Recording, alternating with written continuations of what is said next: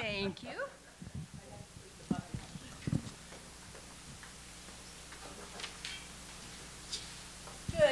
Good morning, everyone. I'm so glad that you're all here. Isn't this a wonderful story? I just love this story. And, you know, if you've been in Sunday school at all sometime in your life, you've probably heard this story, because this is a favorite Sunday school story. And I really like this story for a couple reasons. Because we see the disciples in their true form once again, and not knowing exactly what to do. Now, I don't know how long they had been with Jesus, but you'd think by now they would have gotten it. And you think by now they would have known what to do. But here we have Andrew, or Philip. Philip says, oh my gosh, what are we going to do? This would take a half year's salary to feed these people, and then they'd only get a little bit. What are we supposed to do? But Andrew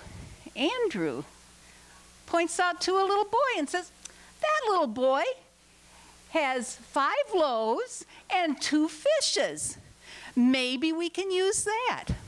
And sure enough, they bring those loaves and fishes to Jesus, and he can use them. And that's all it took.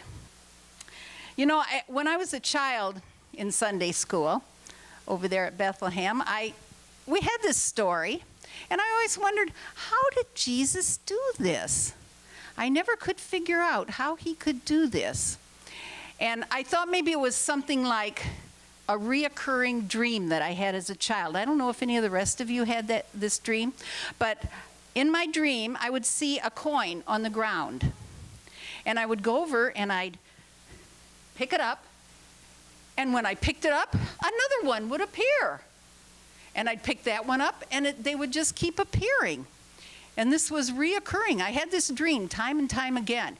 And so I thought, well, maybe this is what happened. This is how Jesus did this. He offered some food to one person, and that person took it out, and then it was replaced with something else. But at some point, I thought, why or how isn't important. That's not the important part in this story. The important part in this story is why. And why did Jesus do this? Well, why did he do it? Because the people were hungry. They'd been with him all day long. These people who wanted to hear what Jesus had to say, and they had been with him all day long, and they were tired and hungry, and Jesus knew they probably couldn't make it home. Maybe they'd fall down on the side of the road in a dead faint because they were so hungry. And that's the important part of this story, because Jesus showed compassion to these people who had come to hear him. That's the important part. And Jesus didn't say, you know, like Richard said last week, he didn't say, well, you're not one of us. You're not like us. Jesus didn't say that. He gave food to everybody. And like the picture showed, the guy with the big stomach, until they were filled, till they had their fill of food. And so Jesus didn't care who they were, where they had come from. He just wanted to help them. He showed compassion to them. You know, it wasn't last week, it was 2 weeks ago when Pastor Meg was here. And she asked us to think about, how do you think about Jesus or God? What do you think? When you think of God, what do you picture in your minds? Now, I know she said light, and I know Kathy said the hands, right. And you know, that's what I picture too. Hands that are held out like this. I want to serve you. I want to give you my love. I want to be there for you. And there is a saint from Spain Of course, it's Saint Teresa of Avila. We aren't related, but I do try to emulate her. So, and well, you know, Mother Teresa too. I mean, I'm going places with that name. Yeah, it does. And she has this prayer, which I try to live my life by this prayer. We had it the other night at Bible study. Someone, it was on some of our papers. Christ has no body now but yours. No hands, no feet on earth but yours. Yours are the eyes with which he looks with compassion on this world. Yours are the feet with which he walks to do good. Yours are the arms with which he blesses all the world. Yours are the hands. Yours are the feet. You are his eyes. You are his body. Christ has no body now on earth but yours. And that's what I think of when I read this story about feeding the 5,000. Now, I have to say something about feeding the 550. Last Saturday, we went to Just Pancakes. And we got there a little bit late, but there were already people waiting for their pancakes, because what we do is to write their names and how many pancakes, how many meals they want. Well, you know, some want 2 or 3, some want 20, we had somebody who wanted 40. So we make the pancakes, put the pancakes into the carry-out containers and anything else that we have to give them. And so last Saturday, we were probably started at 8 o'clock. We put out 550 takeouts. Well, 500 takeouts, 50 people who ate at the church. So altogether, we made 550 meals. And I want to encourage you all to go with us the next time we go. It's September 8th, if you want to put that down on your daily planner. Okay, so please come with us. It's a meaningful experience.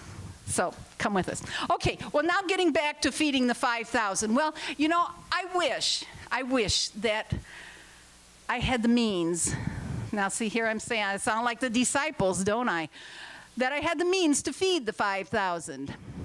Well, today I don't have those means. Maybe someday.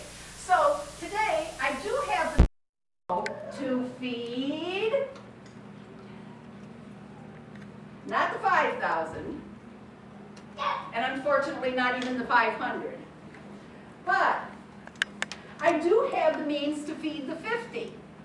Now today, all of us, is to, some of you who are over here, you see peanut butter, jelly, frosting, we have fruit, and chips over there. What we're going to do is to make up 50 lunches. And we're going to take these 50 lunches to the Kitchen of Hope in downtown Toledo. And then they will be distributed to children who otherwise would not have a lunch. So, what I need over here, I've got the peanut butter and jelly over here. I've got bread. And what I want, you 2 tables, and some of you who are not over here, you can come over here, because I've got, what do I have? Excuse me. Okay, I've got 4 knives here. So I need 4 people, 1 to put the peanut butter on, 1 to put the jelly on, 1 person to cut the sandwich, 1 person to put it in the bag. So I need 4 people over here. I need 4 people over here. I need, are my knives over here? Yep. Oh, we can have 6 people. We can have 8 people. Maybe you have to go to another table. Putting the frosting on the cupcakes. Then I've got some sprinkles here for the little kids. No, this is going to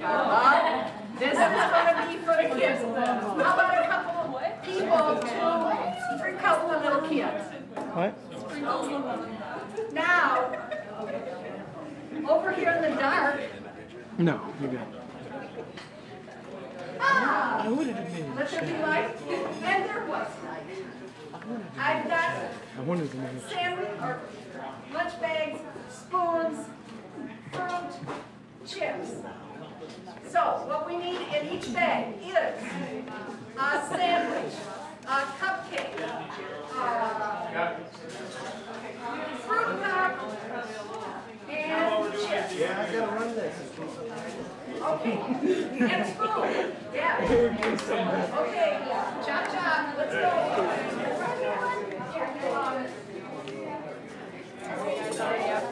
No, they use three.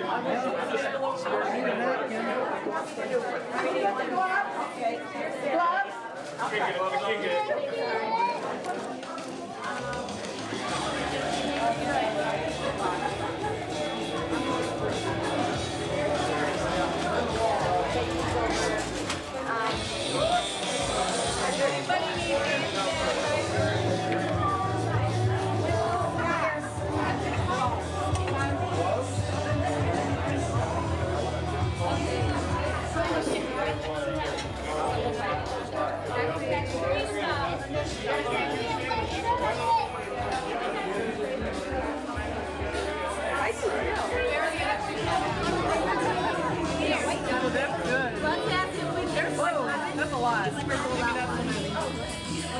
I think it's all right to put that in.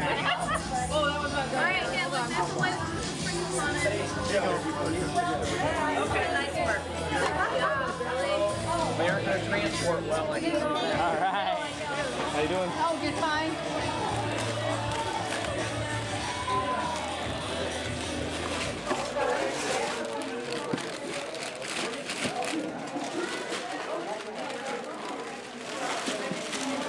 How's it going?